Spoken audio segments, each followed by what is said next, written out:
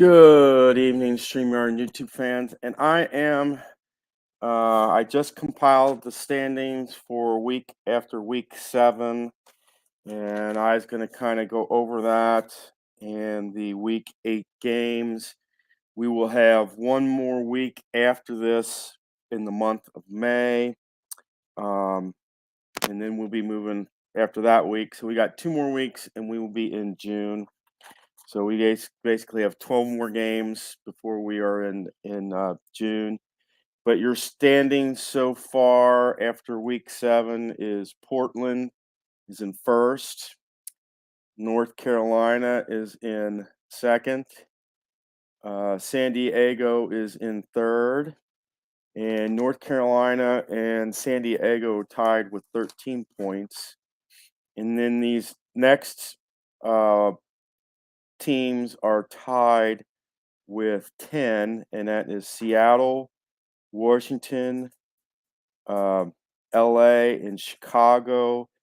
And believe it or not, the Washington, LA, and Chicago standings didn't just come down the point differential, which was -1, but it came down to points as well. And the thing is Seattle had a point differential of 4. That put them in 4th.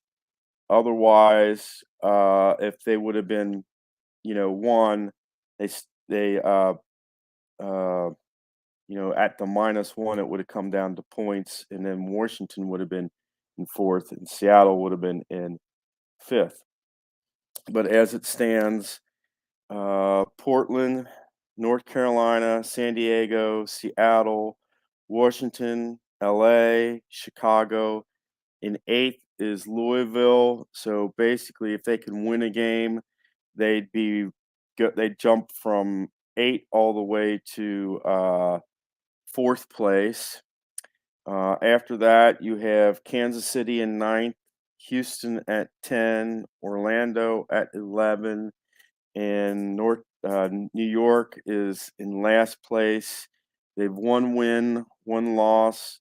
They have 1 win, 1 draw, and 5 losses, and they have a point differential of -15. They've only scored 2 goals in 7 games, and that's horrendous. Your week 8 games, which is May 20th through the May 21st, that's North Carolina versus LA, Orlando versus Washington, Kansas City versus Louisville, Houston versus San Diego, Portland versus Chicago. That's basically your 1 versus your 7 seed. And then Seattle will play New York.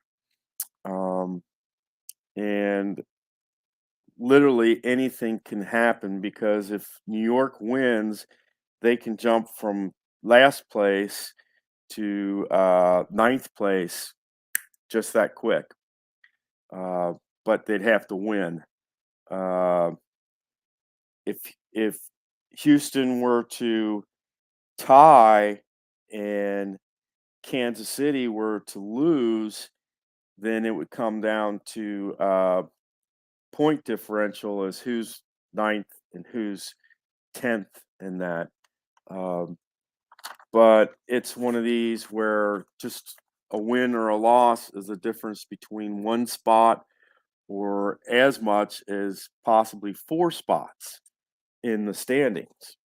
So you could go from, in 10th place to 6th place if you win and everybody else in kind of loses. Everybody else in front of you loses. It's just that much of a difference between a win and a loss. But that's all I have for you. I just wanted to get you up to date on the standings, kind of show you where we're at the season. We're almost to basically the 3rd month of the season, and we've got basically we're at the end of this week. Week 8 will have 48 games in the books, and I think when I tallied it last or looked at it last, there's about 132 games uh, 132 games um, in a season, and we're getting about to the halfway point in the season. Yeah, we're only at week 8, but 3 basically 3 more weeks worth of games, and we're there. So you all take care. Have a good evening, and I hope all your rolls are good ones.